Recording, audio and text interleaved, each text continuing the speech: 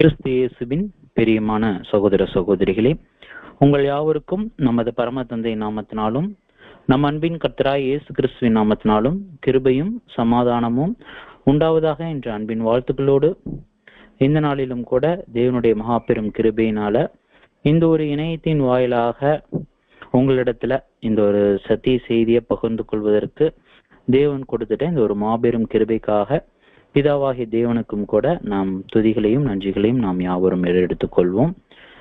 பிரியமானவர்களே, இந்த நாளிலும் கூட சகோதரர் சொல்லிய விதமாக நாம் வனாந்தர பிரயாணத்தினுடைய தொடர் பாடத்திற்குள்ளாக நாம் கடந்து வந்திருக்கிறோம்.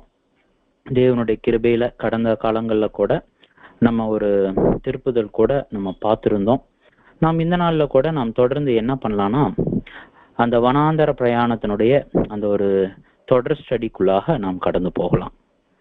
இந்த வனாந்தர பிரயாணத்துல நாம் யாரை குறித்து எதை குறித்து நாம் அதிகமாக முக்கியத்துவம் கொடுத்து நாம் பார்க்கிறோம் என்று நாம் தியானிக்கும் பொழுது, மாம்சீக இஸ்ரேல் ஜனங்களுக்கு அந்த கானானை நோக்கிய அந்த ஒரு பிரயாணத்துல ஏற்பட்ட அனுபவங்கள், அந்த ஒவ்வொரு அனுபவங்களின் மத்தியில அவர்கள் எந்தெந்த சூழல்ல எந்தெந்த இடத்துல எப்படிப்பட்டதாக தங்களை அவர்கள் வெளிப்படுத்தி கொண்டார்கள், அதன் மத்தியில தேவன் எப்படிப்பட்டவராக தன்னை காண்பிக்கக்கூடியவராக அல்லது எப்படி அவர்களுக்கு வெளிப்படுத்தக்கூடியவராக வழிநடத்தக்கூடியவராக பாதுகாக்கக்கூடியவராக அவர் இருக்கிறார் என்பதை கூட நாம் பார்க்கிறோம்.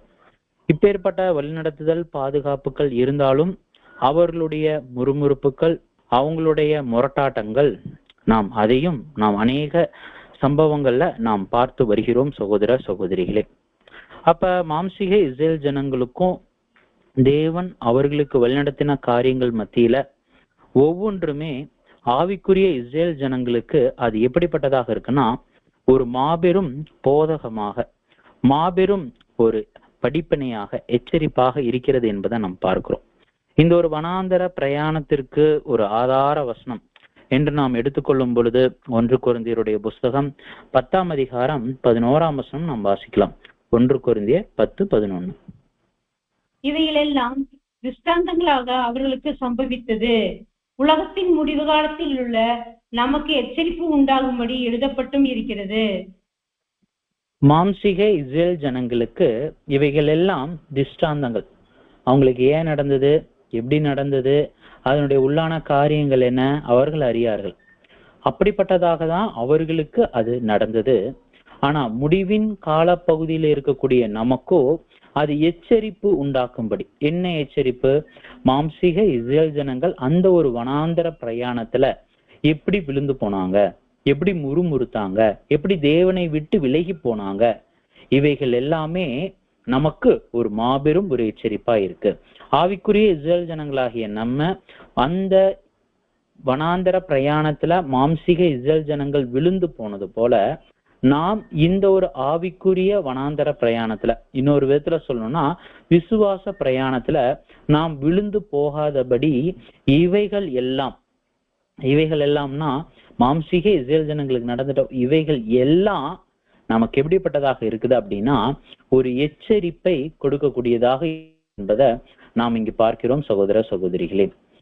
தேவன் முதல்ல ஆபிரகாம் அழைப்பித்து அவருக்கு இந்த தேசத்தை கொடுப்பேன் இதெல்லாம் சொன்னபோதும் கூட அவருக்கு ஒரு மாபெரும் ஒரு பரீட்சையை அவர் அனுமதிக்கிறார். ஆதியாகமத்தினுடைய புஸ்தகம் 22ஆம் அதிகாரத்தினுடைய பதிவுகள்ல நாம் பார்க்கும் பொழுது அவருடைய சேஷ்ட புத்திரனை பலி கொடுப்பதற்கு தேவன் சோதிக்கிறார்.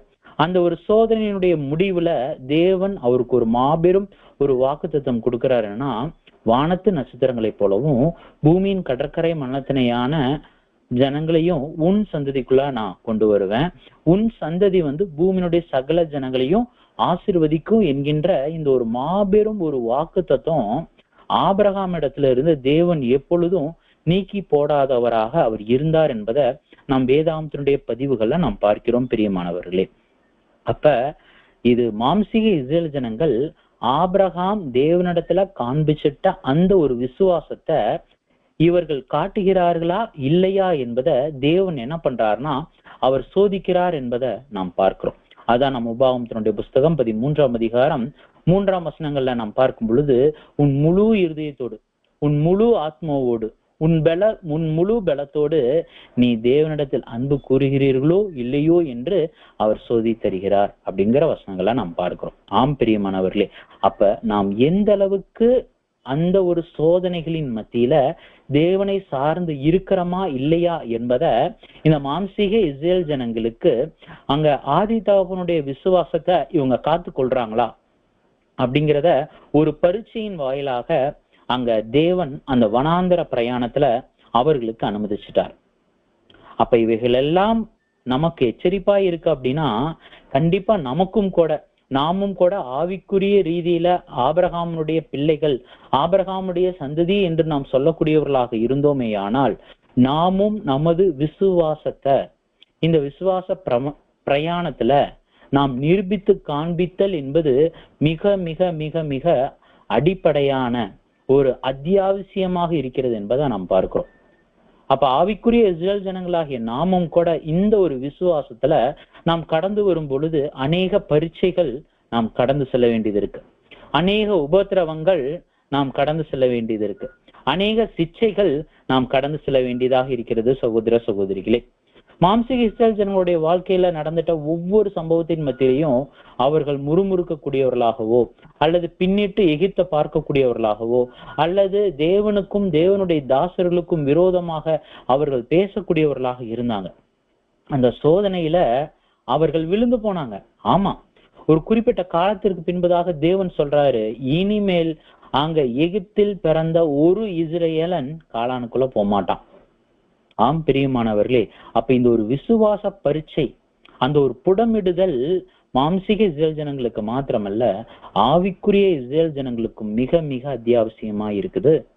ஒருவேளை நீங்களும் நானும் இந்த விசுவாச பரீட்சையில நம்ம ஜெயம் கொண்டால் மாத்திரமே, தேவனை சார்ந்து அவருக்கு நாம் முத்தமும் ஊழியமும் நாம் செய்யக்கூடியவர்களாக இருந்தால் மாத்திரமே தேவன் நம்மளை எங்க கூட்டிட்டு போகக்கூடியவராக இருக்கிறார்னா நமது பரம கானானாகிய பரலோகத்திற்கு நாமும் அவருடைய ஒரு பிள்ளையாக அங்கமாக ஆவதற்கு தேவன் கிருபை பாராட்டக்கூடியவராக இருக்கிறார். அப்ப ஆவிக்குரிய இஸ்ரேல் ஜனங்களுக்கு கிடைக்கக்கூடிய ஒவ்வொரு சோதனைகளும் அது புடமிடுது. நம்ம பொன்னா விளங்குறோமா அல்ல பதற போல நம்ம அதுல அக்னியில எரிக்கப்படுறோமா? ஒருவேளை இந்த பொன்னா விளங்கினால் மாத்திரமே நாம் தேவனுடைய பரலோகத்துல நாம் அங்கங்கள் ஆகிறோம்.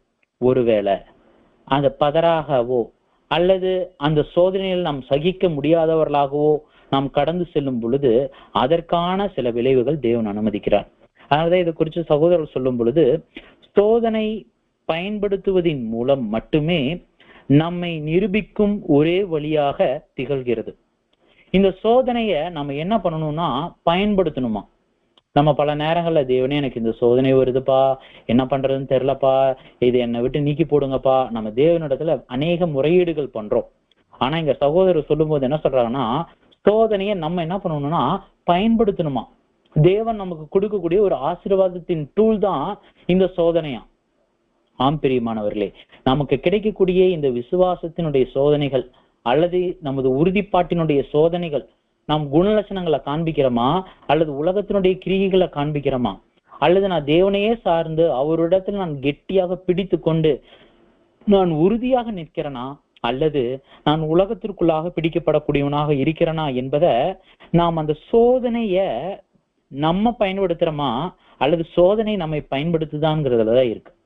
ஒருவேளை நம்ம அந்த சோதனைய சரியாக நமது குணலட்சண வளர்ச்சிக்கும் தேவனை சார்ந்து இருக்கக்கூடிய விசுவாச பலத்திற்கும் தேவனையே அண்டி இருக்கக்கூடிய சகல காரியங்களை தேவ சித்தம் வெளிப்படுத்தக்கூடியவர்களாக இருந்தா நிச்சயமா நம்ம பொன்னா விளங்குவோம். ஒருவேளை அது நாம் குறைவு காண்பிக்கும் பொழுது அதற்குண்டான சில காரியங்கள் நாம் கடந்து போகிறது சகோதர சகோதரிகளே. அதனாலதான் நம் யாக்கோபினுடைய புஸ்தகம் 1ஆம் அதிகாரம் 12ஆம் வசன பகுதிகளை நம்ம வாசிக்கும் பொழுது யாக்கோபு 1ஆம் அதிகாரம் 12ஆம் வசனம், சோதனையை சகிக்கிற மனுஷன் பாக்கியவான், அவன் உத்தமன் என்று விளங்கிய பின்பு கர்த்தர் தம்மிடத்தில் அன்பு கூறுகிறவர்களுக்கு வாக்குத்தத்தம் பண்ணின ஜீவ கிரீடத்தை பெறுவான். சோதனையை சகிக்கிற மனுஷன் பாக்கியவான். அப்ப சோதனையின் மத்தியில நாம் எப்படிப்பட்டவர்களாக நம்ம சகிக்கிறோம்? அப்படி சகித்தா நம்ம யாராமா பாக்கியவான். அந்த பாக்கியவான் நிலைமையில நம்ம உத்தமன் என்று விளங்கின பின்பு கர்த்தர் தம்மிடத்தில் அன்பு கூறுகிறவர்களுக்கு வாக்குத்தத்தம் பண்ணப்பட்ட ஜீவ கிரீடத்தை பெறுவான். ஆம் பிரியமானவர்களே, அப்ப ஜீவ கிரீடத்தை பெற்றுக் கொள்வதற்கு இந்த சோதனை என்பது ரொம்ப ரொம்ப ரொம்ப ரொம்ப இம்பார்ட்டன்ட்.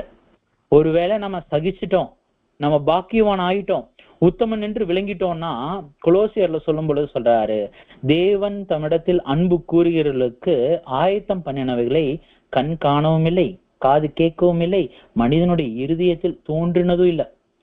சபைஜனமான அதாயிருவோமா இதாயிருவோமா நம்ம யோசிக்கிறோம், சில கற்பனைகள் பேசுறோம். ஆனா அதற்கும் மேலான ஒரு ஆசீர்வாதத்தை தேவன் நமக்கு இங்கு வைத்திருக்கிறார்.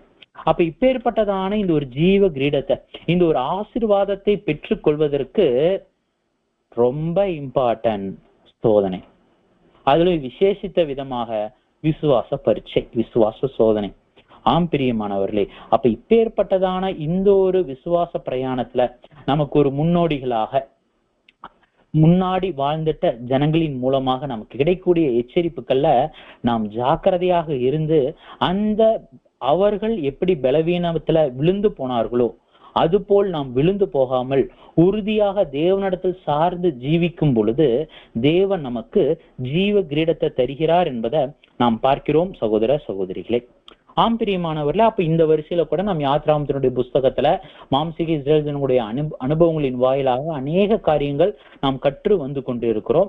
அதனுடைய தொடர்ச்சியாக நாம் தியானிக்கும் பொழுது நாம இது நாள் வரைக்கும் நாம் பார்க்கும் பொழுது 18 அதிகாரங்கள் நாம் பார்த்திருக்கிறோம். அதுல யாத்ராமத்தினுடைய புஸ்தகம் மொத்தம் 40 அதிகாரங்கள்.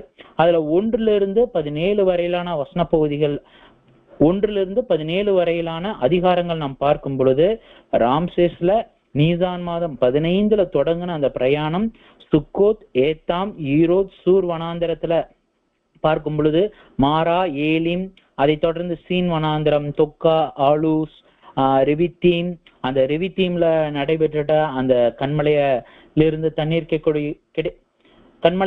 தண்ணீர் கிடைக்கக்கூடிய காரியங்கள், அதை தொடர்ந்து அமலேக்கியருடைய யுத்தம், அதை கடுத்து நம்ம பார்க்கும் பொழுது இதுவரைக்கும் இஸ்ரேல் ஜனங்களுடைய அந்த ஒரு பிரயாணம் அநேக காரியங்கள் அங்க பதிவிடப்பட்டதாக இருக்கு. அதே நீங்க யாத்ராமத்தினுடைய புஸ்தகம் 18-40 வரையிலான வசன பகுதிகள் நாம் பார்க்கும் பொழுது ஒரே இடத்துல நடைபெற்ற அநேக காரியத்தை அங்க பதிவிடக்கூடியதாக இருக்கு. அது எந்த இடத்துல அப்படின்னு நாம் பார்க்கும் பொழுது அது யாத்ராமத்தினுடைய புஸ்தகம் நம்ம 19ஆம் அதிகாரம் 1ஆம் வசன பகுதிகளை நம்ம வாசிக்கும் பொழுது யாத்ராகமம் 19ஆம் அதிகாரம் 1ஆம் வசனம்.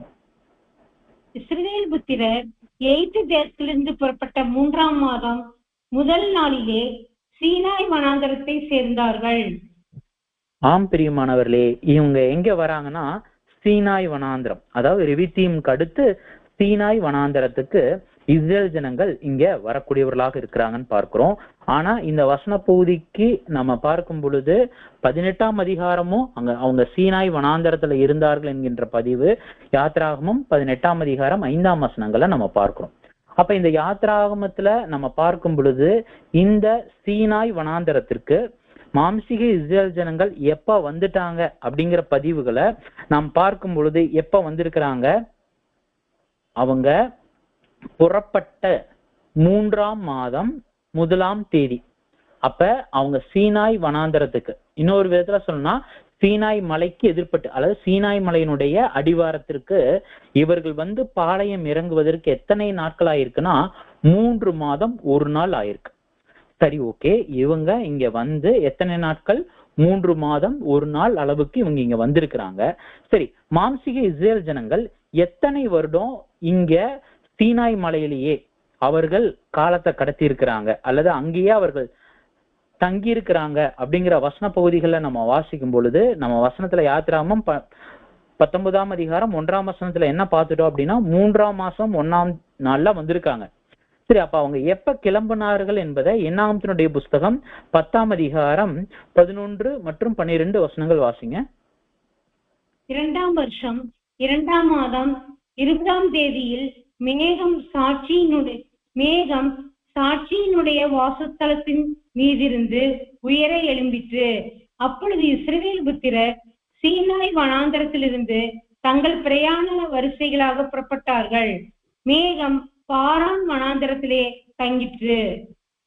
ஆம் பிரியமான சகோதர சகோதரிகளே, மாம்சீக இஸ்ரேல் ஜனங்கள் எப்பொழுது புறப்பட்டார்கள் அப்படிங்கிற ஒரு கேள்வி நாம் பார்க்கும் பொழுது, அவர்கள் 2ஆம் வருஷம் 2ஆம் மாதம் 20ஆம் தேதி அவங்க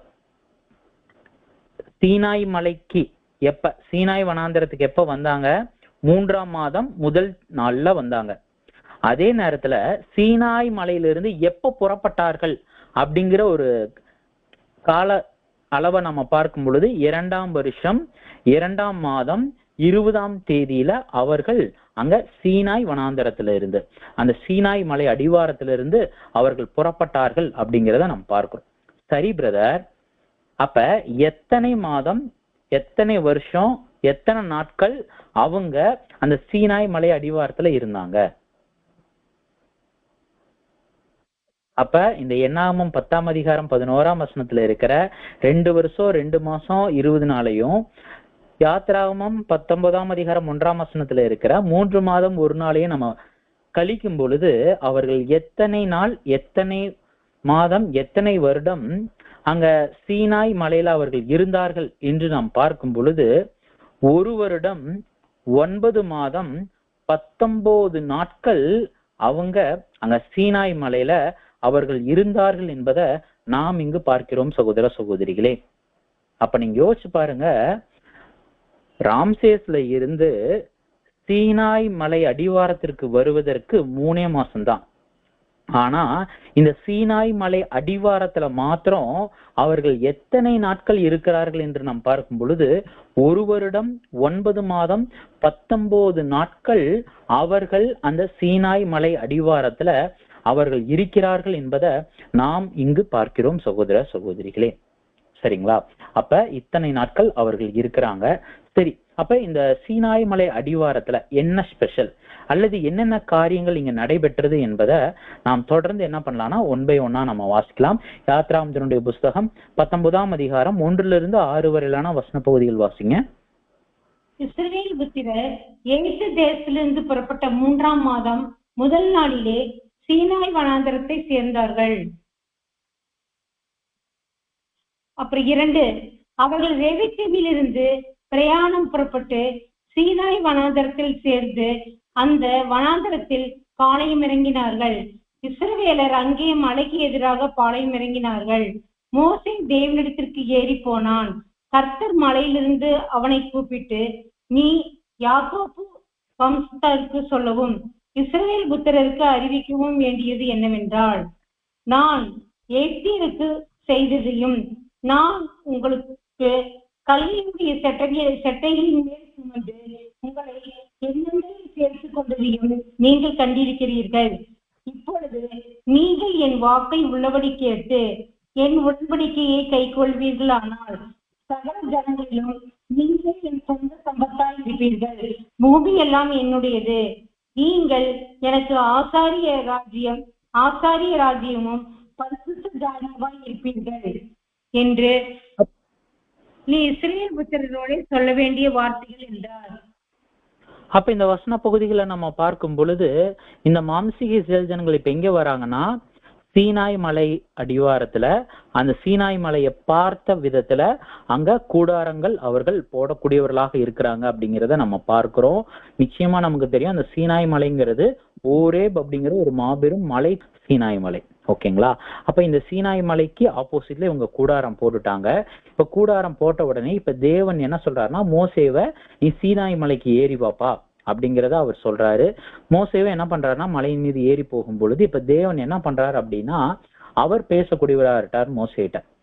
மோசே, இந்த மாதிரி நான் எகிப்தியரை நான் எந்த மாதிரி எல்லாம் வாதித்தேன், ஒரு கட்டத்துல அவர்களை எப்படி நான் முற்றிலுமாக செங்கடல்ல நான் அழித்து போட்டேன், அதையும் நீங்க பார்த்திருக்கீங்க.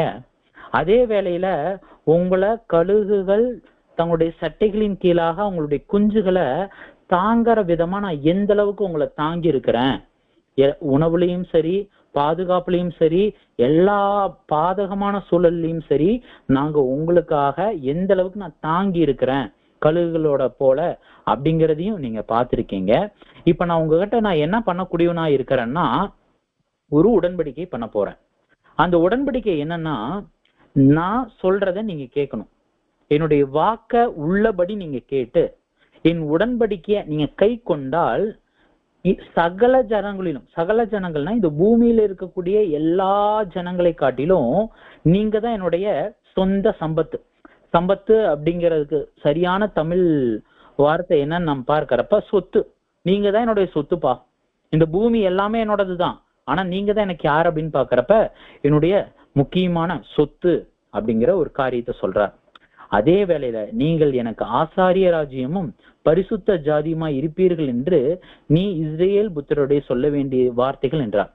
இப்ப தேவன் என்ன சொல்றாருன்னு பார்க்கிறப்ப, சரிப்பா நான் இது நாள் வரைக்கும் நான் உங்களை வழிநடத்திட்டு கூட்டிட்டு வந்தேன், உங்களை பாதுகாத்தேன், உங்களுக்கு விரோதிகளை நான் எந்த அளவுக்கு அழிச்சேங்கிறத நீங்க பாத்தீங்க. இப்ப அடுத்த ஒரு காரியம் என்னன்னா, நான் உங்களோட உடன்படிக்கை பண்ணணும்னு நான் விருப்பப்படுறேன். ஒருவேளை இந்த உடன்படிக்கை நீங்க கை கொண்டா நீங்க தான் என்னோட சொத்து. இந்த பூமியெல்லாம் என்னோடதுப்பா, நீங்க தான் என்னோட சொத்து. உங்களை நான் ஆசாரிய ராஜ்யமாவும் பரிசுத்த ஜாதியாவும் ஸ்பெஷலான கிரேடுல இந்த இஸ்ரேல் வம்சத்தார நான் வச்சுக்குவேன். ஆனா என்னுடைய வாக்க கேட்கணும், உடன்படிக்கைய கை கொள்ளணும். இதுக்கு ஓகேவா? இது நீங்க போய் இஸ்ரேல் ஜனங்களிடத்துல சொல்லு அப்படின்னு சொல்லும் பொழுது அப்ப என்ன நடக்குது? 7ஆம் வசனம் வாசிங்க.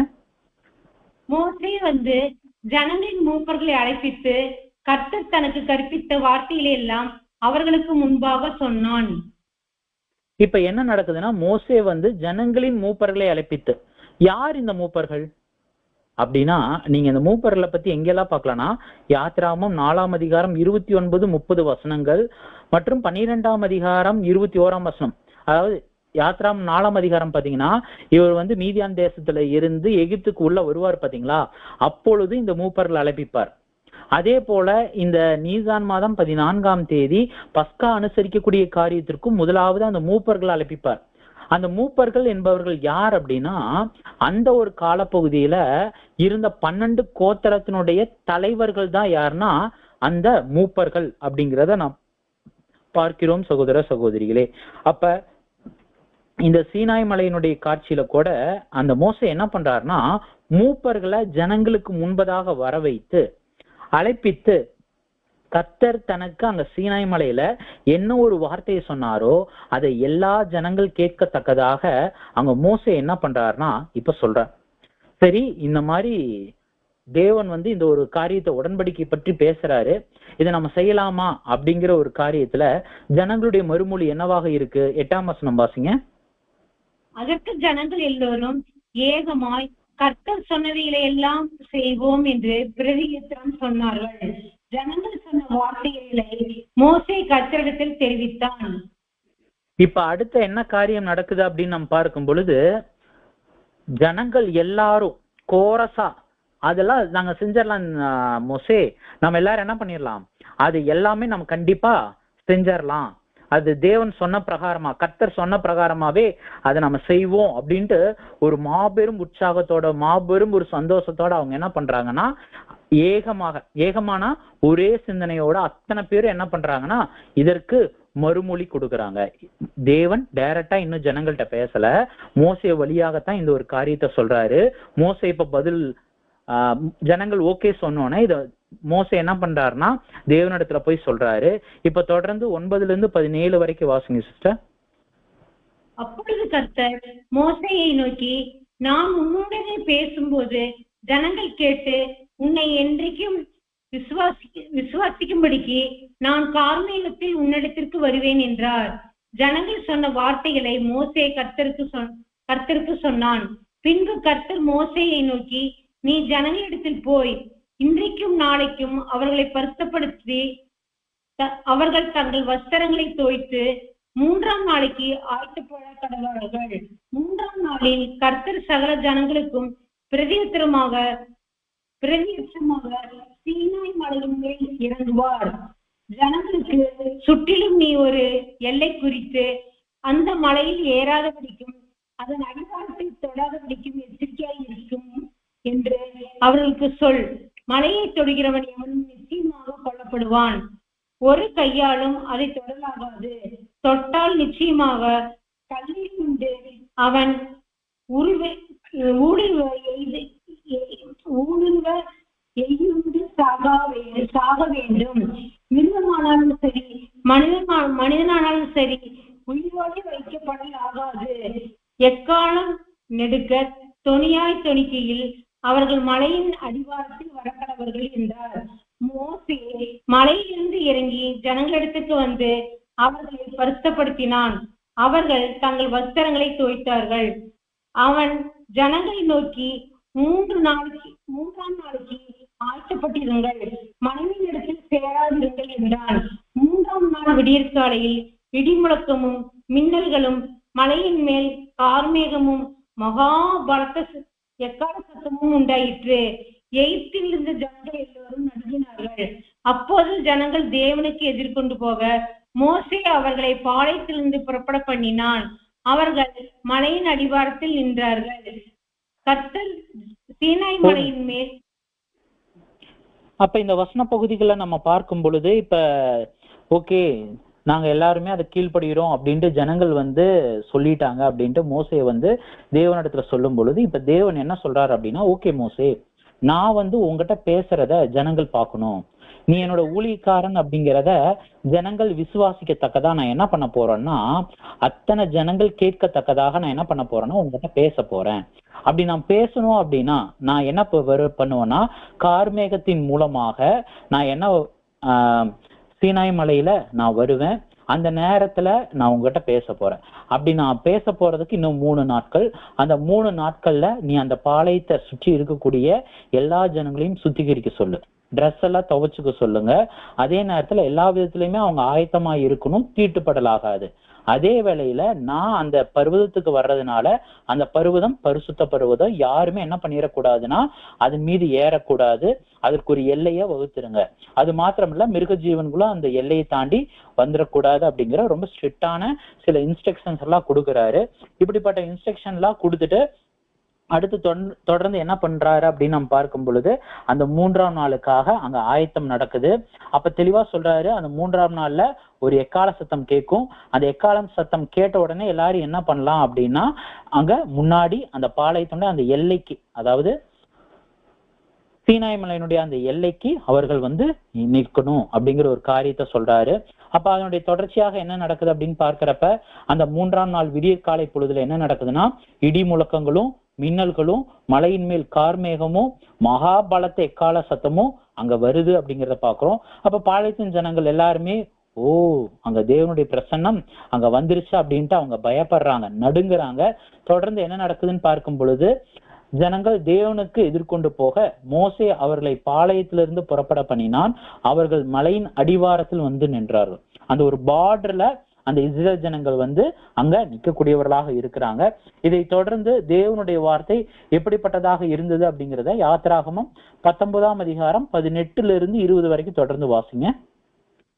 கர்த்தர் சீனாய் மலையின் மேல் அக்கினியில் இறங்கினபடியால் அது முழுதும் புகைக்காடாய் இருந்தது. அந்த புகை சூளையின் புகையைப் போல எழும்பிற்று. மலை முழுவதும் மிகவும் அதிர்ந்தது. எக்கால சத்தம் வர வர மிக பலமாய் தொனித்தது. மோசே பேசினான், தேவன் அவனுக்கு வாக்கினால் மறுமொழி கொடுத்தார். கர்த்தர் சீனாய் மலையில் உள்ள கொடுமுடியில் இறங்கின போது கர்த்தர் மோசேயை மலையின் கொடுமுடியிலே வரவழைத்தார். மோசே ஏறி போனான். இப்ப என்ன ஒரு காரியம் நடக்குதுன்னா, அங்க கர்த்தர் அப்படிங்கிறப்ப நமக்கு நிச்சயமா தெரியும், பழைய ஏற்பாட்டினுடைய காலப்பகுதியில அங்க இயேசு கிறிஸ்து மிகாயல் தூதனா அங்க வரக்கூடியவராக இருக்கிறார் என்பதை நாம் பார்க்கிறோம்.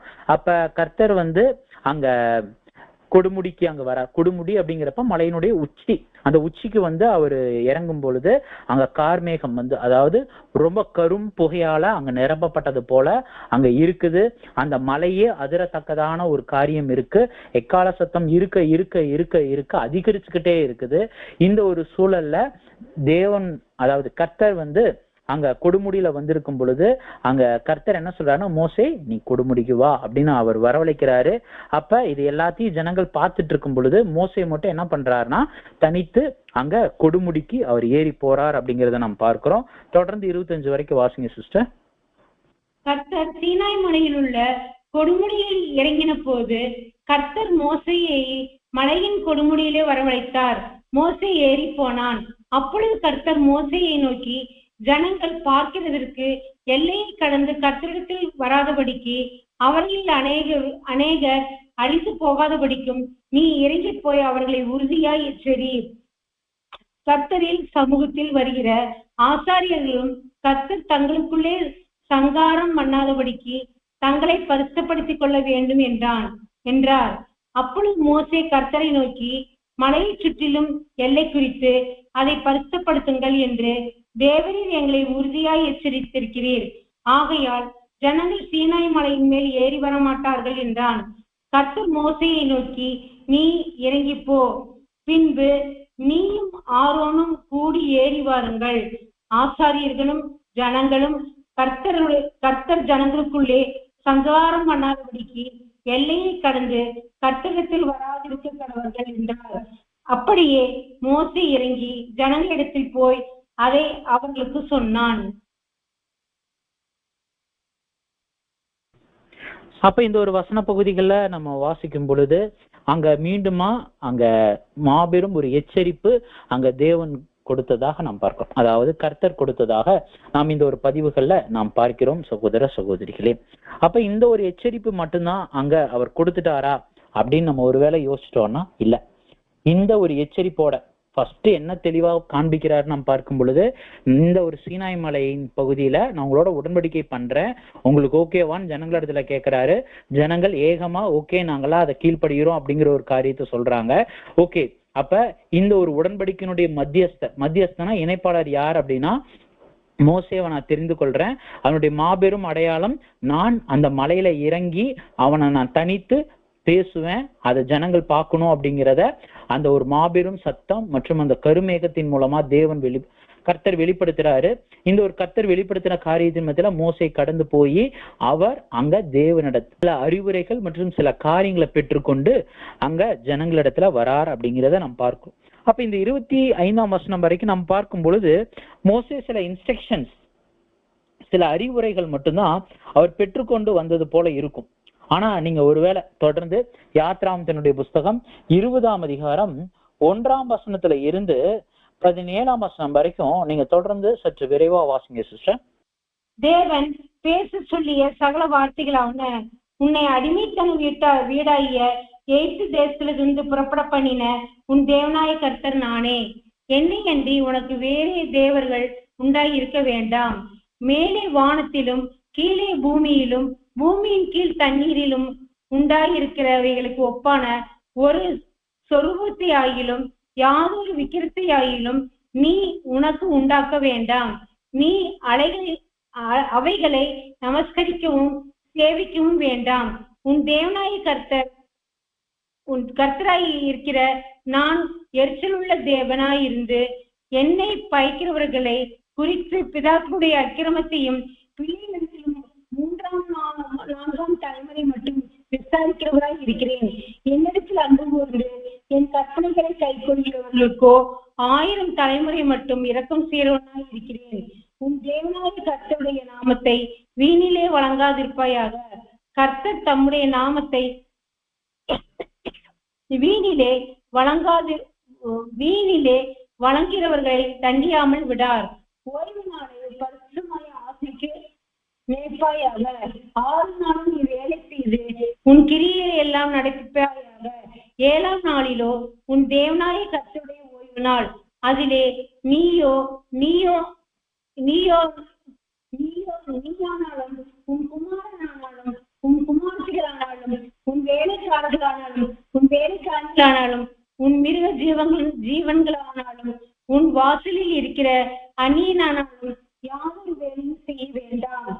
கர்த்தர் 6 நாளைக்குள்ளே வானத்தையும் பூமியையும் சமுத்திரத்தையும் அவைகளுள்ள எல்லாவற்றையும் உண்டாக்கி 7ஆம் நாளிலே ஓய்ந்திருந்தார்.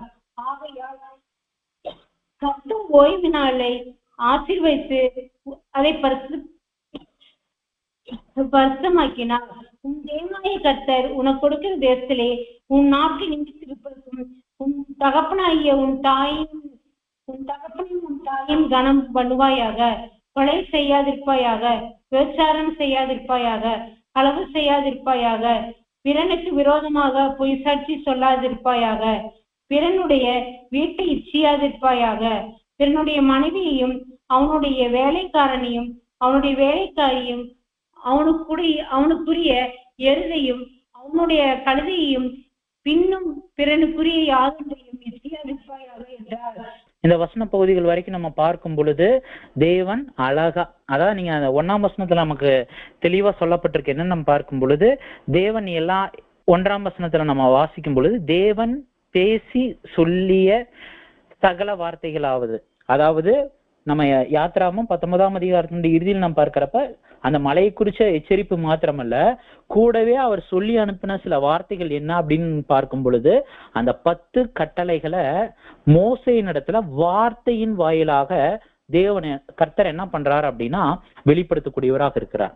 இப்ப கர்த்தர் அங்க வார்த்தையின் வாயிலா 10 கட்டளைகளை தெளிவா அவருக்கு சொல்லிட்டு அவரை என்ன பண்றாரு அப்படின்னு நம்ம பார்க்கும் பொழுது அவரை கீழே அனுப்புறார். ஓகேங்களா?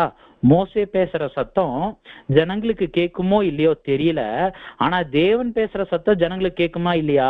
ஆமா. அந்த சத்தம் எப்படிப்பட்டதாக இருந்தது என்பதை நீங்க தொடர்ந்து 18ஆம் வசனம் வாசிங்க. ஜனங்கள் எல்லோரும் இடி முழக்கங்களையும் மின்னல்களையும் எக்கால சத்தத்தையும் மழை புகைகிறதையும் கண்டார்கள். அதை கண்டு ஜனங்கள் பின்வாங்கி தூரத்திலே நின்று. பாத்தீங்களா?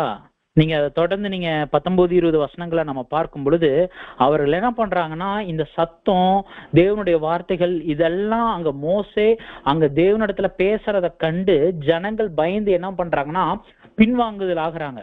ஒரு கட்டத்துல ஜனங்கள் மோசேனிடத்துல என்ன சொல்றாங்கன்னா, நீங்க 19ஆம் வசனம் கூட வாசிங்க சிஸ்டர். மோசேயை நோக்கி, நீர் எங்களோட பேசும், நாங்கள் கேட்போம். தேவன் எங்களோட பேசாதிருப்பாராக, பேசினா நாங்கள் செத்து போவோம் என்றார்கள். பாத்தீங்களா? இப்ப ஜனங்கள் என்ன சொல்ல ஆரம்பிச்சிட்டாங்க அப்படின்னா, மோசே நீங்க பக்கத்துல போய் கேட்டீங்க, நாங்க தூரத்துலதான் கேட்டோம், இருந்தாலும் என்ன பண்ண வேண்டாம், எங்க கிட்ட தேவன் பேச வேண்டாம், உங்க கிட்ட மட்டும் பேசினா போதும், நீங்க தேவனிடத்துல என்ன கேட்டீங்களோ அத எங்களுக்கு சொல்லுங்க, தேவன் எங்களிடத்துல டைரக்டா பேச வேண்டாம் அப்படின்னு ஜனங்கள் அங்க பயப்படக்கூடியவர்களாக இருக்கிறாங்க. இந்த ஒரு சூழலின் மத்தியில தொடர்ந்து என்ன நடக்குது அப்படின்னு நம்ம பார்க்கும் பொழுது, நீங்க யாத்திராகமம் 20ஆம் அதிகாரம் 21 23ஆம் வசனம் வரைக்கும் மீண்டுமா தேவன் என்ன சொல்லுவார்னா, உங்களுக்கு வேற தேவன் வேண்டாம் அப்படிங்கிறத ரொம்ப ஸ்ட்ரிக்டா மறுபடியும் வலியுறுத்தி சொல்ல, வேற ஒரு விக்கிரக வணக்கமோ இல்ல வேற தேவன் உங்களுக்கு வேண்டாம் அப்படிங்கிறத மிக ஆணித்தரமாக மீண்டுமாக அவர் பதிவிடக்கூடியவராக இருக்கிறாரு. அப்ப இது ஒரு சூழல் மத்தியில இப்ப தேவன் என்ன பண்றாருன்னு பார்க்கிறப்ப, யாத்திராகமத்தினுடைய புஸ்தகம் 20ஆம் அதிகாரம் 24 26 வரைக்கும் என்ன பண்றாரு அப்படின்னா, எனக்காக நீங்க என்ன பண்ண வேண்டாம் அப்படின்னா, வெள்ளியினாலோ அல்லது உலோகத்தினால் நீங்க என்ன பண்ண வேண்டாம் அப்படின்னா, எனக்கு ஒரு தெய்வமா நீங்க என்ன பண்ணாதீங்க, என்ன உருவாக்க வேண்டாம், என்ன ஒரு உலோகத்தின் மூலமா நீங்க என்ன பண்ண வேணாம், என்ன ஒரு தெய்வத்தின் ஒரு வடிவத்தை நீங்க கொடுக்க வேண்டாம். அதுக்கு பதிலா நீங்க என்ன பண்ணுங்கன்னா, மண்ணின் மூலமாக ஒரு பலிபீடம் கட்டுங்க. அந்த மண்ணினால ஏற்படுத்தப்பட்ட அந்த ஒரு பலிபீடத்துல எனக்கு நீங்க கொடுக்க வேண்டிய பலிகளை, சர்வாங்க தகன பலிகளை நீங்க கொடுங்க அப்படிங்கிறத அங்க தேவன் என்ன பண்றாருன்னா ரொம்ப ஸ்ட்ரிக்டா அவர் அங்க சொல்லியிருக்கார். சரி, மோசே தேவனிடத்துல இருந்து முதல்ல ஒரு அனுமதி பெற்றுக்கொள்றாரு. தேவன் நம்மளோட உடன்படிக்கை பண்ணணும்னு சொல்லியிருக்காரு. அந்த உடன்படிக்கை ஓகேவான்னு கேட்கிறப்ப ஜனங்கள் எல்லாரும் ஓகேன்னு சொல்லிட்டாங்க. இப்ப ஓகேன்னு சொன்ன பின்பதாக அடுத்து என்ன நடக்கக்கூடியதாக இருக்குன்னு நம்ம பார்க்கும் பொழுது, தேவன் ஜனங்கள் அறியத்தக்கதாக மோசேவோட பேசுறாரு. அந்த மோசேவோட பேசுனது ஃபர்ஸ்ட் காரியம், தேவனுடைய அந்த ஒரு பர்வதத்துல ஒரு பரிசுத்தம் இருக்கு, அங்க யாரும் என்னதான் சுத்திகரிப்பு இருந்தாலும் அவர்கள் யாரும் ஏறி வந்துடக்கூடாது, மிருக ஜீவன்கள் கூட ஏறி வந்துடக்கூடாது அப்படிங்கிறத மிக தெளிவாக அவர் சொல்லக்கூடியவராக இருக்கிறாரு. அது மாத்திரமல்ல, அதை தொடர்ந்து 10 கட்டளைகள் அங்க கொடுக்கப்பட்டதை நாம் பார்க்கிறோம். இந்த 10 கட்டளைகள் மாத்திரமல்ல, இதனுடைய இணை கட்டளைகள் அல்லது இன்னொரு வார்த்தை சொன்னா இணை சட்டங்கள் யாத்திராகமம் 21ஆம் அதிகாரம் ஃபுல்லா, யாத்திராகமம் 22ஆம் அதிகாரம் ஃபுல்லா, யாத்திராகமம் 23ஆம் அதிகாரத்திலையும் இந்த இணை சட்டங்கள் அங்க கொடுக்கப்பட்டதை நாம் பார்க்கிறோம். சகோதர சகோதரிகளே, இஸ்ரேல் ஜனங்களுக்கு கொடுக்கப்பட்ட கட்டளை, பிரதான கட்டளை அப்படின்னா 10 கட்டளைகள். ஆனா அதனுடைய சப்டிவிஷன்ஸ், அதனுடைய துணை விதிகள், இணை விதிகள் அப்படின்னு நம்ம பார்க்கிறப்ப 3600 விதிகள் அங்க கொடுக்கப்பட்டதா இருக்கு. நம்ம இந்த யாத்திராத்தினுடைய பதிவுகள்ல பார்க்கிறப்ப சிலது இல்லாதது போல தெரியும். ஆனா லேவியராமத்தினுடைய புஸ்தகம், என்னாமத்தினுடைய புஸ்தகத்துல இருக்கக்கூடிய எல்லா காரியத்தையும் நாம் சேர்த்தி பார்க்கும் பொழுது 3600 இணை விதிகளை தேவன் இஸ்ரேல் ஜனங்களுக்கு அவர் கொடுத்திருக்கிறார் என்பதை நாம் பார்க்கிறோம்.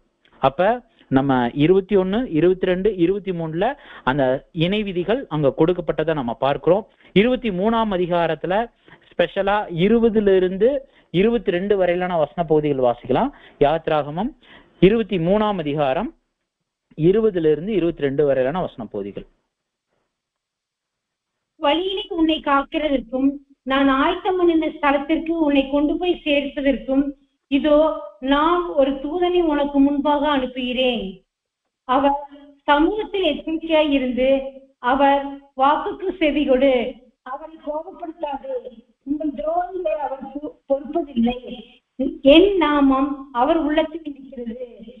நீ அவர் வாக்கை நன்றாக கேட்டு நான் சொல்வதை எல்லாம் செவ்வையாக்கி நான் உன் சத்துருக்களுக்கு சத்துருவாயும் உன் விரோதிகளுக்கு விரோதியாயும் இருப்பேன்.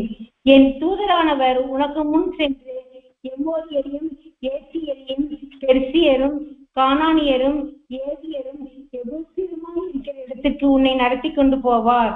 அவர்களை நான் அதான் பண்ணுவேன். அப்ப இந்த வசன பகுதிகள்ல யார பத்தி இங்க குறிப்பிடுறாருன்னா, அந்த கட்டளைகள் கொடுக்கப்படுவதின் மத்தியில கூட அந்த இறுதியான ஒரு தருணத்துல உங்களை நான் வழிநடத்திற்கு ஒரு தூதனை ஏற்பாடு பண்ணியிருக்கேன். யார் அவர்? நமக்கு தெரியும், மிகாயேல் தூதன்.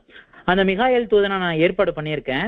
அவர் எப்படிப்பட்டவர் அப்படின்னா, நீ அவருடைய சமூகத்துல கொஞ்சம் எச்சரிக்கையா இருங்க. அவர் எப்படிப்பட்டவர்னா, அவரை கொஞ்சம் நீங்க கோபப்படுத்தாதீங்க. ஏன்னா அவருடைய இருதயத்துல என்னுடைய நாமம் இருக்கு.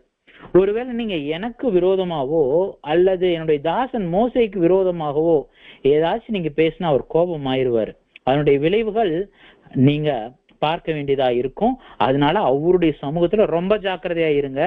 நீங்க சரியா அவருடைய வார்த்தைகளை கேட்டு நடந்தீங்கன்னா நீங்க கானான் தேசத்துக்குள்ள பிரவேசிக்கிறதுக்கு அவர் உங்களுக்கு ஒரு மாபெரும் வழிநடத்துபவராக, பாதுகாவலராக இருப்பார் அப்படிங்கிறத அந்த ஒரு யாத்ராகமம் 23ஆம் அதிகாரத்தினுடைய பதிவுகள்ல மிகாயேல் தூதனை பற்றி இருந்தான காரியங்கள் அங்க சொல்றாங்க. அப்ப இது எல்லாத்தையும் இஸ்ரேல் ஜனங்கள் என்ன பண்றாங்க அப்படின்னா, மலையிலிருந்து கீழே இறங்கி வந்த மோசேயின் இடத்துல டீட்டெயிலா கேட்டு முடிச்சுட்டு, இப்ப தேவன் என்ன சொல்லியிருந்தாரு அந்த 20ஆம் அதிகாரத்தினுடைய இறுதியில, நீங்க பலி செலுத்துறதுன்னா ஒரு மண்ணினாலான பலிபீடம் மட்டும்தான் கட்டி, மலையில இந்த இடத்துல இங்க பலிபீடம் கட்டி அங்க நீங்க பலி செலுத்தணும் அப்படிங்கிற ஒரு காரியத்தை சொல்லியிருந்தாரு. அப்ப இந்த விதிகள் எல்லாத்தையுமே மோசே என்ன பண்றாருன்னா, சொல்வது மாத்திரமல்ல, அதை எல்லாத்தையுமே என்ன பண்றாருன்னா ஒரு புத்தகமா என்ன பண்றாருன்னா ஃபுல்லா எழுதி வைக்கிறார். எழுதி வச்சு அதை ஜனங்கள் முன்னாடி எல்லாத்தையும் வாசிச்ச உடனேயே இப்ப என்ன நடக்குது? நீங்க யாத்ராகமம் 24ஆம் அதிகாரம் 1ஆம் வசனம் 1-3 வரைக்கும் வாசிங்க. பின்பு அவர் மோசேயை நோக்கி, நீயும் ஆரோனும் நாதாப்பும் அபியோவும் இஸ்ரவேல் மூப்பரில் 70 பேரும் கர்த்தரிடத்தில் ஏறி வந்து தூரத்தில் இருந்து பணிந்து கொள்ளுங்கள். மோசே மாத்திரம் கர்த்தரிடத்தில் சமீபித்து வரலாம். அவர்கள் சமீபித்து வரலாகாது. ஜனங்கள் அவனோட கூட ஏறி வர வேண்டாம் என்றார். மோசே வந்து இப்ப என்ன ஒரு காரியத்தை அவர் சொல்றாரு அப்படின்னு நம்ம பார்க்கும் பொழுது, மோசே நீ மலையில நீ என்ன பாக்குற வரைக்கும் நீ என்ன பண்ணலாம், வரலாம். ஆனா உன் கூட ஆரோனும் நாதாபும் அபியூவும் இஸ்ரேலுடைய 70 மூப்பர்களும் நீங்க என்ன பண்ணலாம்னா வரலாம். ஆனா அவங்க என்ன பண்ணலாம்னா தூரத்துல இருந்து என்ன வணங்கிக்கலாமே தவிர பக்கத்துல வரக்கூடாது அப்படிங்கிறத அங்க தெளிவா சொல்றாரு. மோசே மட்டும்தான் என் பக்கத்துல வரணும். ஜனங்கள், இஸ்ரேல் ஜனங்கள் அந்த பாளையத்துல இருக்கக்கூடிய, அதாவது சீனாய் மலைக்கு இருக்கக்கூடிய அந்த எல்லையை தாண்டி ஒருத்தர் கூட வந்துடக்கூடாது அப்படிங்கிறத சொல்றாங்க. இப்ப தொடர்ந்து என்ன நடக்குது? 3ஆம் வசனம் வாசிங்க. மோசே வந்து கர்த்தருடைய வார்த்தைகள் யாவையும் நியாயங்கள் யாவையும் ஜனங்களுக்கு அறிவித்தான். அப்பொழுது ஜனங்கள் எல்லோரும் ஏக சுத்தமாய் கர்த்தர் அருளின எல்லா வார்த்தைகளையும் செய்வோம் என்று பிரதியுத்தம் சொன்னார்கள். மோசே கர்த்தருடைய வார்த்தைக்கு போதுங்களா? இப்ப என்ன சொல்றாங்க அப்படின்னு நம்ம பார்க்கும் பொழுது, மோசே இவ்வளோ கட்டளைகளை சொன்னா இஸ்ரேல் ஜனங்கள் எல்லாரும் ஒருமித்து மறுபடியும் என்ன சொல்றாங்க, எல்லா வார்த்தைகளையும் நாங்க என்ன பண்ணிடுவோம், கண்டிப்பா செஞ்சிருவோம், அதுல மாற்று கருத்து இல்ல, எங்களுடைய முழு ஒப்புதல நாங்க தெரிவிக்கிறோம்ட்டு இஸ்ரேல் ஜனங்கள் தேவன் கொடுக்கிற இத்தனை கட்டளைகளை நாங்க செய்வோம் அப்படிங்கிறத மோசேயின் இடத்துல அத்தனை ஜனங்கள் முன்பதாக, தேவ பருவதத்திற்கு முன்பதாக அவர்கள் என்ன பண்றாங்க, ஒரு வாக்குறுதி. இன்னொரு விதத்துல சொல்லணும்னா தேவன் கொடுத்த ஒரு உடன்படிக்கை ஒப்புதல் அவர்கள் தெரிவிக்கக்கூடியவர்களாக இருக்கிறாங்க. நீங்க 4-8 வரைக்கும் வாசிங்க. மோசே கர்த்தருடைய வார்த்தைகளை எல்லாம் எழுதி வைத்து அதிகாலையில் எழுந்து மலையின் அடிவாரத்தில் ஒரு பலிபீடத்தை கட்டி இஸ்ரவேலுடைய 12 கோத்திரங்களுடைய லக்கத்தின்படியே 12 தூண்களை நிறுத்தினான். இஸ்ரவேல் புத்திரர் வாலிபரை அனுப்பினான். அவர்கள் சர்வாங்க தகன பலிகளை செலுத்தி கர்த்தருக்கு சமாதான பலிகளையும் காளைகளையும் பலியிட்டார்கள். அப்பொழுது மோசே அந்த இரத்தத்தில் பாதி எடுத்து பாத்திரத்தில் வார்த்து பாதி இரத்தத்தை பலிபீடத்தின் மேல் தெளித்து உடன்படிக்கையின் புஸ்தகத்தை எடுத்து ஜனங்கள் காது கேட்க வாசித்தான். அவர்கள் கட்ட சொன்னவர்களெல்லாம் செய்து கீழ்ப்படிந்து நடப்போம் என்றார்கள். அப்பொழுது மோசே இரத்தத்தை எடுத்து ஜனங்களின் மேல் தெளித்து, இந்த வார்த்தையில் யாவையும் குறித்து கர்த்தர் உன்னுடனே பண்ணின உடன்படிக்கையின் இரத்தம் இதுவே என்றான். இப்ப மோசே இது எல்லாத்தையுமே கட்டளைகள் எல்லாம் சொன்னோன்னா நாங்க அது எல்லாத்தையும் கீழ்ப்படிவோம் அப்படிங்கிறத அங்க ஜனங்கள் ஒப்புதல் கொடுத்தோன்னே இப்ப மோசே என்ன பண்றாருன்னா எல்லா கட்டளையுமே ஒரு புத்தகத்துல எழுதுறாரு. எழுதிட்டு இங்க என்ன பண்றாருன்னு பாக்குறப்ப அந்த 12 தூண்களை நிறுத்துறாரு.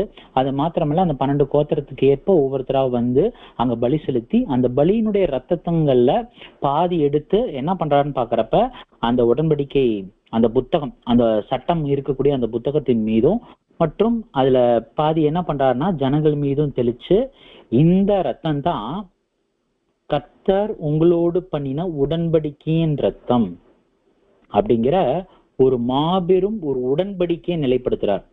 ஃபர்ஸ்ட் தேவன் இஸ்ரேல் ஜனங்கள்ட்ட ஒப்புதல் கேட்கிறார். இஸ்ரேல் கண்டிப்பா செய்யறோன்றாங்க.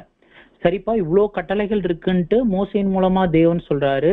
அப்பவும் ஜனங்கள் எல்லா கட்டளையும் நாங்க செய்வோம் அப்படின்னு உறுதிப்படுத்திட்டு என்ன பண்றாங்க அப்படின்னு பாக்குறப்ப அவங்க விருப்பம் தெரிவிச்ச உடனே இப்போ மோசையின் மூலமா தேவன் என்ன பண்றாருன்னா ஒரு இரத்தத்தினாலான ஒரு உடன்படிக்கையை அவர் பண்றார். இந்த இரத்தத்தினாலான ஒரு உடன்படிக்கை அப்படிங்கிறது எங்கிருந்தே அங்க தொடங்குதுன்னு பாக்குறப்ப ஏதேன் தோட்டத்துல இருந்து கல்வாரி வரைக்கும் அந்த இரத்தத்தினாலான ஒரு உடன்படிக்கை என்பது அங்க தொடரக்கூடியதாக இருக்கிறது. சகோதர சகோதரிகளே, அப்படிப்பட்டதான அந்த இரத்தத்தின் மூலமா இந்த இரத்தம் தான் உங்களுடைய உடன்படிக்கையினுடைய அடையாளம். யாத்ராமத்தினுடைய புஸ்தகம் 19ஆம் அதிகாரத்துல அவர் சொன்னார் பாத்தீங்களா, நீங்க என்னுடைய வார்த்தைகளை கேட்டு, வார்த்தைகள்னா இது இத்தனை அதிகாரங்கள் இருக்கக்கூடிய வசனங்களை எல்லாம் நீங்க கேட்டு உடன்படிக்கையை கை கொண்டால் நீங்களே என் சொந்த சொத்து, பூமியில் இருக்கிறது எல்லாம் என்னோடது, நீங்க தான் என்னுடைய பிள்ளைப்பா அப்படிங்கிறத அவர் சொன்னார். அப்படிப்பட்ட ஒரு காரியத்தை இஸ்ரேல் ஜனங்கள் முழுமையா செய்வோம் அப்படின்ட்டு அவங்க வாக்குறுதி எடுத்தவர்களாக அந்த ஒரு உடன்படிக்கையின் ரத்தத்துல என்ன ஆகுறாங்கன்னா அங்க இணைக்கப்படுறாங்க, அங்க ஒப்புதல் அடையறாங்க அப்படிங்கிறதையும் அங்க நம்ம பார்க்கிறோம் சகோதர சகோதரிகளே. அப்ப இன்றைய நாளினுடைய ஒரு பாடம் நாம் பார்க்கும் பொழுது இஸ்ரேல் ஜனங்கள் அந்த சீனாய் வனாந்தரத்துல சீனாய் மலை அடிவாரத்துல அவர்கள் தேவனோடு செய்திட்ட அந்த ஒரு உடன்படிக்கைக்கு இரத்தத்தினாலான நியாய பிரமாண உடன்படிக்கை, அந்த உடன்படிக்கை பண்ணுவது வரைக்கும் ஜனங்கள் தேவனிடத்துல பண்ணிட்ட இந்த உடன்படிக்கை வரைக்கும் என்னென்ன சம்பவங்கள் நடந்தது என்பதை நாம் இங்கு பார்க்கக்கூடியவர்களாக இருக்கிறோம். அப்ப நம்ம சற்று நிதானிச்சு பார்க்கலாம். தேவன் நியாயப்பிரமாண திருச்சட்டமாக சீனாய் மலையில ஒவ்வொரு சட்டமா அவர் என்ன பண்றாருன்னா கொடுக்கிறார். அவர் இஸ்ரேல் ஜனங்களுக்கு சட்டங்கள் அல்லது அறிவுறுத்துதல்கள் இந்த சீனாய் மலையில மட்டும்தான் கொடுத்தாரானா கண்டிப்பா இல்ல. எங்கிருந்தே கொடுத்துட்டு வராருன்னா ராம்சேஸ்ல இருக்கும் பொழுதே அங்கேயே என்ன ஆகுது நம்ம பார்க்கும் பொழுது இஸ்ரேல் ஜனங்கள் இருந்துட்ட காலப்பகுதியிலே நீசான் மாதம் 14ஆம் தேதியில அவங்க பஸ்காவை அனுசரிக்கணும்னு சொன்னது நியாயப்பிரமாணத்தினுடைய முதல் சட்டம். அங்க ஆரம்பிக்குது நியாயப்பிரமாணம். ஆனாலும் இடையில 7ஆம் நாள் ஓய்ந்திருக்கணுங்கிறத 16ஆம் அதிகாரத்துல சொல்றார். இப்படிப்பட்ட அநேக அதிகாரங்கள்ல அநேக கட்டளைகள் கொடுக்கப்பட்டு வந்தாலும் இந்த இடத்துல, அதாவது விசேஷித்த விதமாக சீனாய் மலை அடிவாரத்துல இந்த ஒரு கட்டளைகளுடைய தொகுப்பு ரொம்ப ரொம்ப ரொம்ப முக்கியத்துவம் வாய்ந்ததாகவும், உடன்படிக்கை பண்ணுதல் என்பது தேவனுடைய பார்வையில அங்க ரொம்ப முக்கியத்துவம் வாய்ந்ததாகவும் இருந்தது. ஏன் அப்படிங்கிற ஒரு காரியம் நாம் பார்க்கும் பொழுது, இவ்வளவு தூரம் எகிப்தியரை வாதித்து எகிப்தியரை அழித்து ஒரு கட்டத்துல இஸ்ரேல் ஜனங்களை இவ்வளோ அருமையாக பாதுகாத்து காத்து பலப்படுத்தி மீட்டு ஆசீர்வதித்து கூட்டிட்டு வந்தா அவர்கள் பாவத்திலேயே உழலக்கூடியவர்களாக இருக்கிறாங்க. தொடர்ந்து முறுமுறுப்பு செய்யக்கூடியவர்களாக இருக்கிறாங்க.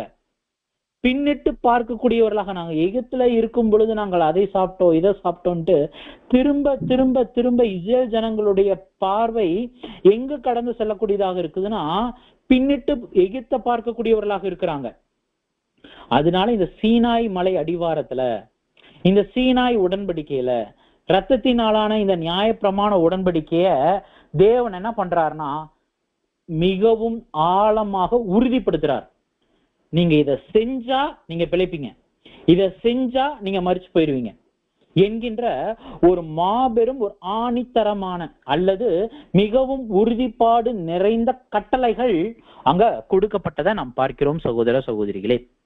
இதுக்கு முன்னாடி அவங்க பிறனுடைய மனைவியை இச்சித்து இருந்தாலும் அது பாவமா இல்லையா அப்படிங்கிறது அந்த கட்டளை கிடைக்க பெறாதது நிமித்தமாக அது பாவம் இல்லாதது போல இருந்திருக்கும். ஆனா இந்த நியாயப்பிரமாணம் பிறனுடைய மனைவியை இச்சிப்பது பாவம் அப்படிங்கிற ஒரு கட்டளை கிடைத்த பின்பதாக ஒருத்தன் ஒரு ஸ்திரீயை இச்சித்தான்னா அது பாவம்.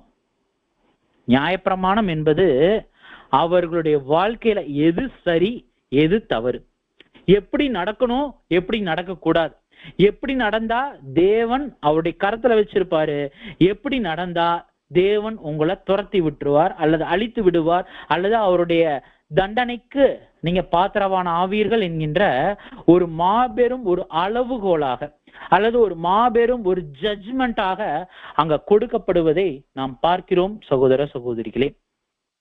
நம்ம கொஞ்சம் புரிஞ்சுக்கணும். இது நியாயப்பிரமாண உடன்படிக்கை அப்படின்னு நம்ம சொல்லும் பொழுது ஒருவேளை அப்ப இஸ்ரேல் ஜனங்கள் இங்கதான் தேவனிடத்துல உடன்படிக்கை எடுத்துட்டாங்களான்னா கண்டிப்பா இல்ல.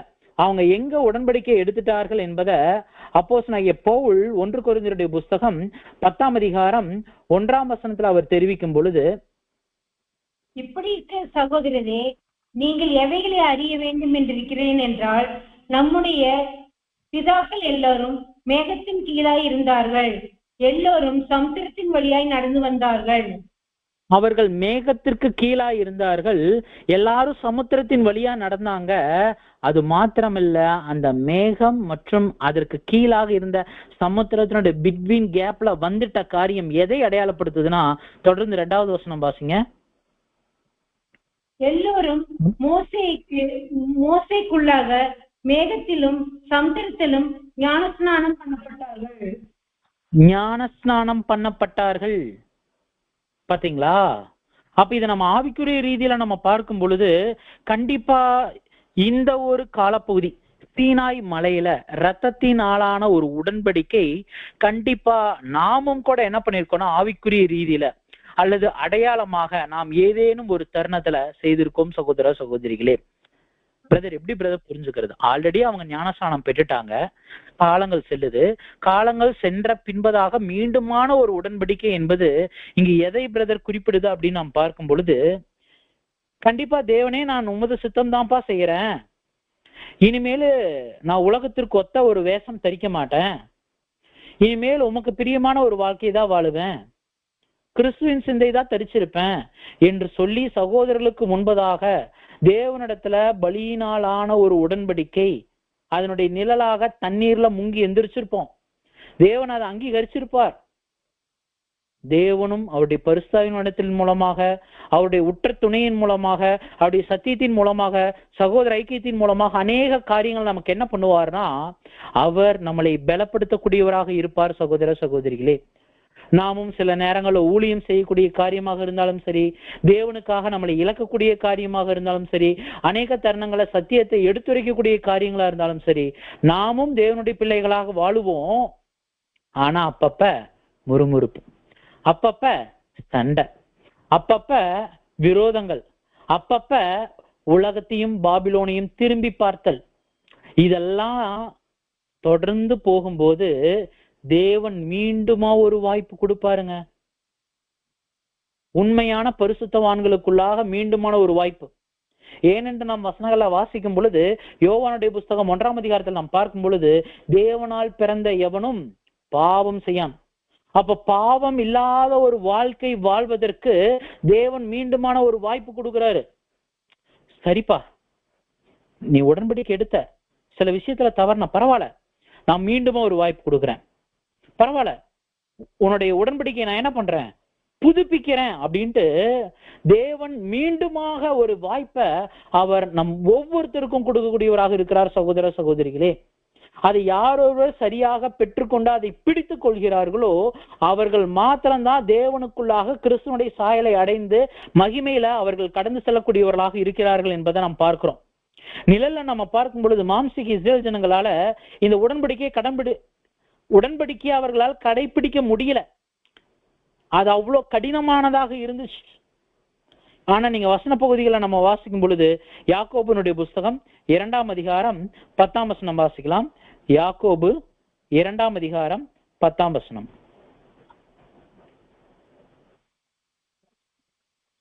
யாக்கோபு 2ஆம் அதிகாரம் 10வது வசனம்.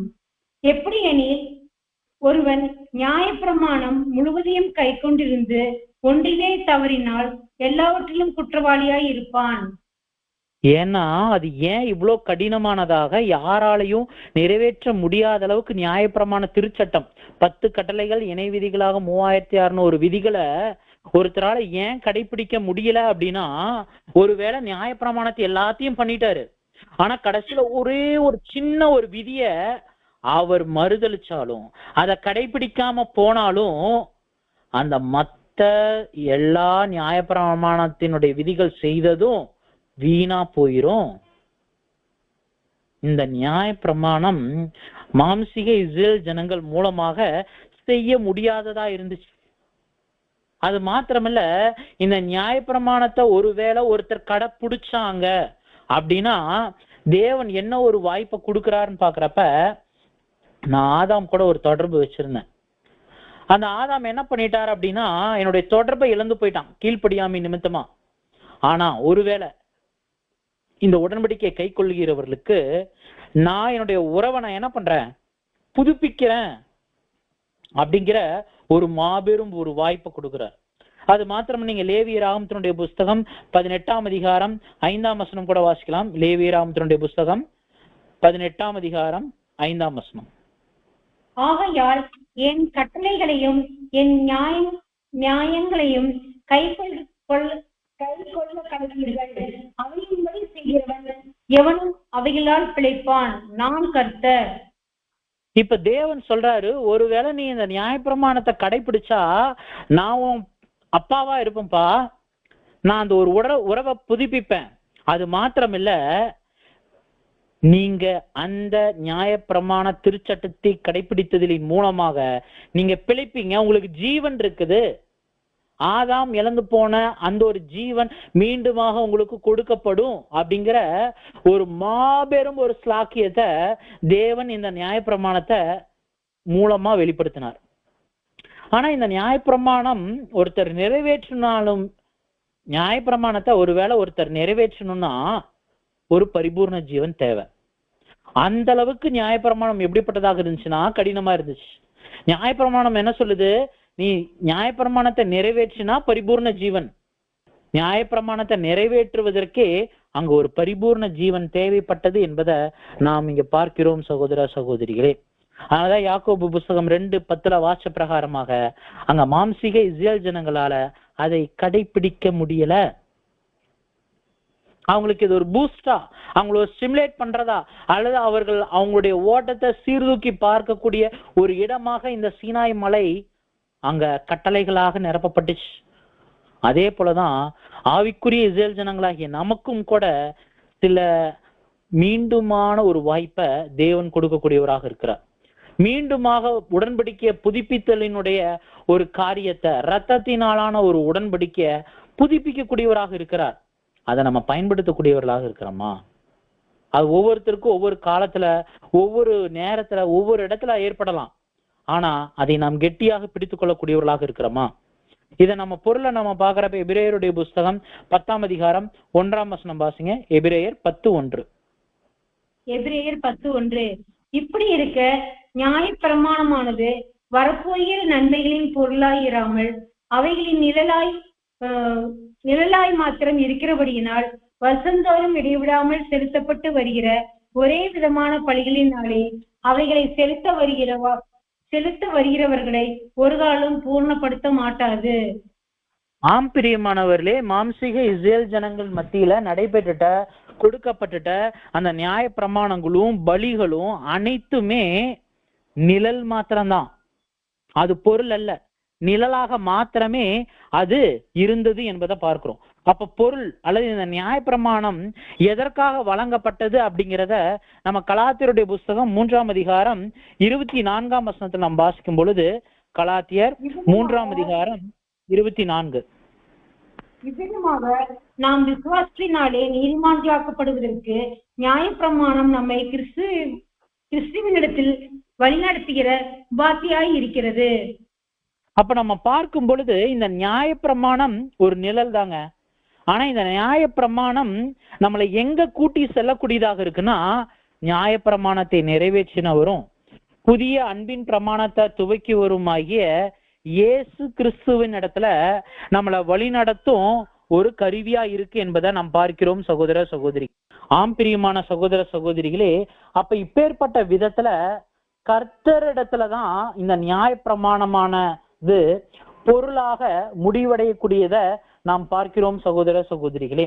ஆம், கல்வாரியில இந்த நியாயப்பிரமாணத்தை அவர் முழுமையாக அவர் நிறைவேற்றக்கூடியவராகவும், அந்த கல்வாரியில அவர் நிறைவேற்றினது மாத்திரமல்ல, அதை தொடர்ந்து அன்பின் பிரமாணத்தின் மூலமாக சர்வ லோகத்தினுடைய பாவங்களை அவர் சுமந்து தீர்த்தார் என்பதையும், அதன் மூலமாக உலக ஜனங்களுக்கும் விசேஷித்த விதமாக சபை ஜனத்திற்கும் அவர் ஜீவன் தரக்கூடியவராக இருக்கிறார் என்பதையும் நாம் பார்க்கக்கூடியவர்களாக இருக்கிறோம் பிரியமான சகோதர சகோதரிகளே.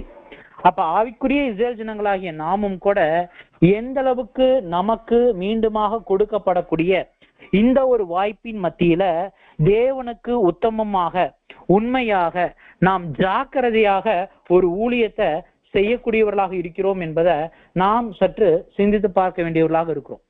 நாமும் உடன்படிக்கை பண்றோம், நமக்கும் சில சட்டங்கள் தெரியும், நமக்கும் சில கற்பனைகள் தெரியும். எல்லாமே தெரிஞ்சிருந்த பொழுதிலும் நாம் எதை பின்பற்றக்கூடியவர்களாக, எப்படிப்பட்ட ஒரு ஜீவிக்கக்கூடியவர்களாக இருக்கிறோம் என்பதை சிந்திக்க வேண்டியவர்களாக இருக்கிறோம். ஏன்னா வசனங்களை நம்ம வாசிக்கும் பொழுது பிலிப்பியருடைய புஸ்தகம் 2ஆம் அதிகாரம் 3ஆம் வசனம் வாசிக்கலாம். பிலிப்பியர் 2ஆம் அதிகாரம் 3வது வசனம். ஒன்றையும் வாதினாலாவது வீண் பெருமையினாலாவது செய்யாமல் மனத்தாழ்மையினாலே ஒருவரை ஒருவர் தங்களிலும் மேன்மையானவர்களாக எண்ண கடவீர்கள். ஒன்றையும் வாதினாலாவது வீண் பெருமையினாலாவது செய்யாமல். நம்ம எக்லீஷாக்கு ஒரு டீ பரிமாறி கொடுக்குறோம், ஹால் சுத்தம் பண்றோம், சேர் போடுறோம், தண்ணீர் பாட்டில்கள்ல தண்ணி நிரப்பி இடத்துல வைக்கிறோம், பிரசங்க மேடைகள் அலங்கரிக்கிறோம், இன்னும் சில இதுல சொல்லணும்னா சப்ஜெக்ட்ஸ் கொடுக்கிறோம், சில ஊழியங்கள் செய்யறோம். ஓகே, ஆனா அது எதன் அடிப்படையில இருக்கு? மனத்தாழ்மையின் அடிப்படையில, கிறிஸ்துவின் சிந்தை தரித்ததாக இருக்குதா, அல்லது எனது நாமம் பெயர் விளங்கத்தக்கதாகவோ, அல்லது எக்லீஷா போறோம் நம்ம இதெல்லாம் செஞ்சுதான்ப்பா ஆகணும் அப்படிங்கிற ஒரு கடமையின் பேச்சாகவோ, அல்லது இந்த ஊழியங்கள் செஞ்சாதான் நம்மளை மதிப்பாங்க அப்படிங்கிற மற்றவர்களுடைய பார்வைக்காகவா? சிந்திக்க வேண்டியவர்களாக இருக்கிறோம் சகோதர சகோதரிகளே. எனது ஊழியம், எனது வாழ்க்கை, எனது காரியங்கள் கிறிஸ்துவுக்கு ஒத்த ஒரு வாழ்க்கையா இருக்கா? இது வார்த்தைகள் இல்ல, செயல்கள்ல இருக்கணும், சிந்தனைகள்ல இருக்கணும். சிந்தனைகளிலும் செயல்களிலும் நாம் கர்த்தரை போன்று ஜீவிக்கும் பொழுதுதான் நாம் அந்த கர்த்தருக்குள்ளாக ஐக்கியப்படக்கூடியவர்களாக இருப்போம் சகோதர சகோதரிகளே. ஏன்னா நாம் இங்க பார்க்கிறோம், நியாயப்பிரமாணத்தை மாம்சிக இஸ்ரேல் ஜனங்களால நிறைவேற்ற முடியல. அதே போல ஆவிக்குரிய இஸ்ரேல் ஜனங்களுக்கும் கூட ஒரு பிரமாணம் இருக்கு, என்னன்னா அன்பின் பிரமாணம். ஒருத்தர் அன்பின் பிரமாணத்தை நிறைவேற்றணும்னா கூட கண்டிப்பா யாருடைய துணை நிச்சயமா தேவைன்னா அன்பின் மணவாளனுடைய துணை தேவை. ஒருவேளை கர்த்தர் இயேசு கிறிஸ்துவுக்குள்ளாக நாம் இணைக்கப்படல, நம்ம ஒருவேளை வார்த்தைகளிலும் பேச்சுக்களிலும் இதுல மட்டும் நம்ம பேசிட்டு ஒருவேளை சிந்தனையிலையோ கிரியைகளையோ நடத்தையிலையோ நாம் அவருக்குள்ளாக இணைக்கப்படல அப்படின்னா இந்த அன்பின் பிரமாணத்தையும் நம்மளால் நிறைவேற்ற முடியாது சகோதர சகோதரிகளே. அப்ப நாம் யோசிச்சு பார்க்கலாம், மாம்சீக இஸ்ரேல் ஜனங்களுக்கு நியாயப்பிரமாணம் எல்லாத்துக்கும் சரிங்க சரிங்க சரிங்க எல்லாத்துக்கும் ஒப்புதல் கொடுத்தாங்க, ஆனா கடைபிடிக்க முடியல. நம்மளும் எக்லிஷியாக்கு டைம் வந்துடுறீங்களா? வந்துடுறோம் பிரதர். பிரதர் இந்த ஊழியம் சரி பிரதர், சரி பிரதர், சரி. ஆனா அந்த ஊழியம் வரும்பொழுது பிரதர் பாத்தீங்களா, நம்ம சகோதரர்களுக்காக ஓட வேணாம், நமது ஓட்டத்தை நமது அழைப்பையும் தெரிந்து கொள்வதிலையும் உறுதியாக்கும்படி ஜாக்கிரதையா இருக்கணும் சகோதர சகோதரிகளே. சரி, இன்னும் டைம் இருக்கு, இன்னும் பாத்துக்கலாம். நோ டைம் இல்ல, ரொம்ப ஷார்ட். ஆம் பிரியமானவர்களே, ஆவிக்குரிய இஸ்ரேல் ஜனங்களாகிய நாம் எந்த அளவுக்கு கர்த்தருடைய கரத்தை கெட்டியாக பிடித்து கொண்டு அப்பாவோட கிருபையை பெற்றவர்களாக நாம் அவரோடு இணைந்து இந்த ஓட்டத்தில் விரைவாக அவருக்குள்ளாக ஐக்கியப்படுறோம் என்பதை நாம் யாவரும் சிந்தித்து பார்த்து, மாம்சிக இஸ்ரேல் ஜனங்கள் சீனாய் மலைக்கு கடந்து போனாங்க, ஒரு வாய்ப்பை பெற்றுக்கொண்டாங்க. ஆனா இறுதி நமக்கு தெரியும், அதை இழந்து போனாங்க. ஆவிக்குரிய இஸ்ரேல் ஜனங்களாகிய நம்ம எந்த அளவுக்கு நமக்கு கிடைக்கப்பெற்ற இந்த ஒரு வாய்ப்பை சரியாக பயன்படுத்தி நாம் அவருக்குள்ளாக இந்த ஒரு விசுவாச பிரயாணத்துல நாம் உறுதியாக இணைக்கப்படவர்களாக மகிமையில சேர்க்கப்படக்கூடியவர்களாக ஜீவிக்க தேவன் தாமே நம்மை பலப்படுத்தி ஆசீர்வதிப்பாராக. இதுவரை பொறுமையோடு கேட்டவங்க யாவரையும் தேவன் தாமே பலப்படுத்துவாராக. ஆமீன்.